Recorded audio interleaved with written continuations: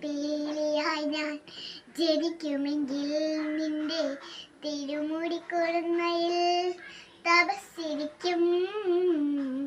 ഒരു മുളം തണ്ടായി ഞാൻ പിറക്കുമെങ്കിൽ നിന്റെ ചൊടിമലരിതളിൽ വീണലിഞ്ഞു പാടും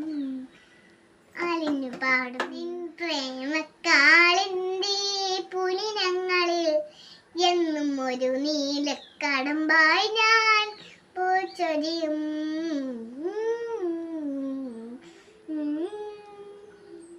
കാലികൾ മെയ്യുമേ കാനനത്തിൽ നിന്റെ കാലൊച്ച കേൾക്കുവായി ഞാൻ കാത്തിരിപ്പൂ.